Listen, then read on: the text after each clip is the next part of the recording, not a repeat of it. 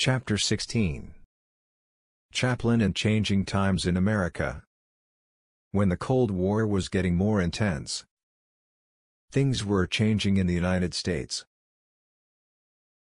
People started to be afraid of communism, and this led to a new way of thinking.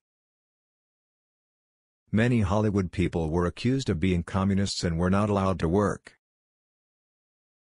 Even Charlie Chaplin, the famous actor, had to deal with this.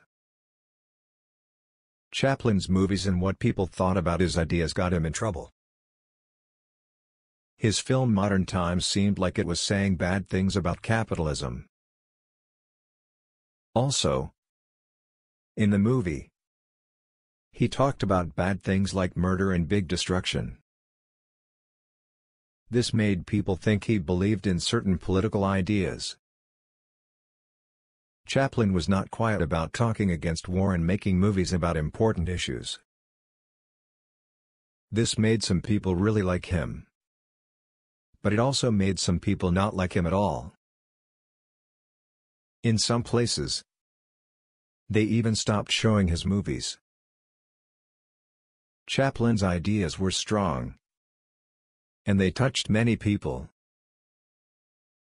But not everyone agreed with him. This made him a person who had both fans and people who didn't like what he said.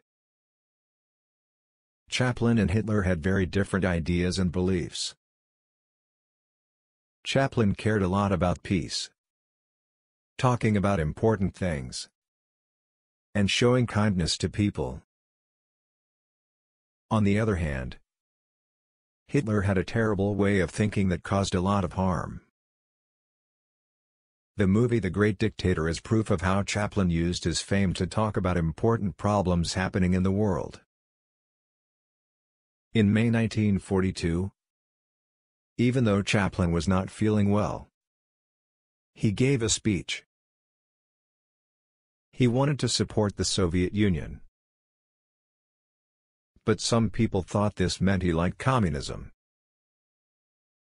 At that time, many people in the United States were afraid of communism, and they were looking for people who might be connected to it. A person named Joseph McCarthy was leading this effort and looking for communists in places like Hollywood. Chaplin and Hitler were very different. Chaplin wanted to do good things and talk about important issues, while Hitler caused bad things to happen. The Great Dictator showed Chaplin's way of using his popularity to talk about serious matters.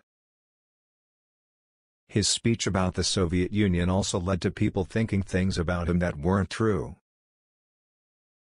It was a time when people were afraid of communism, and this affected Chaplin's image. Chapter 17. Chaplin's views and his life. Chaplin's thoughts about politics and his support for ideas linked to the left side of things got people's attention. He also made movies and said things that some people didn't like. Because of this, important groups like the FBI watched him closely. People even said he was tied to communism.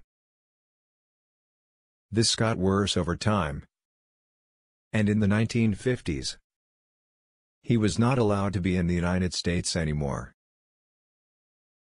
They accused him of doing things that were not right, both in terms of morals and politics. In his personal life, Chaplin's relationships were not simple.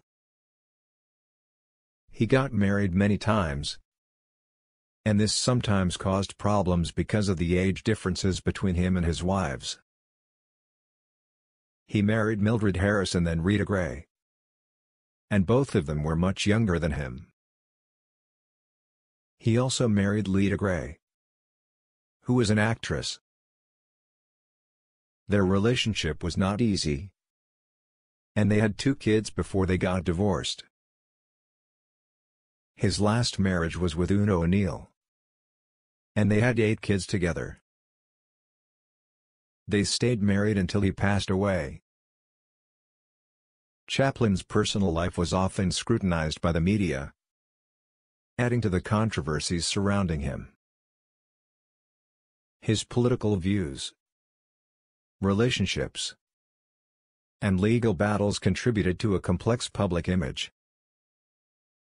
Despite the challenges he faced, he continued to work on his films, including Limelight, an autobiographical film that drew from his experiences as a young British actor. Chaplin's exclusion from the United States in the 1950s and subsequent return in 1972 to receive an honorary Academy Award marked a significant chapter in his life. His legacy is a blend of his contributions to cinema, his artistic accomplishments, and his engagement with social and political issues of his time.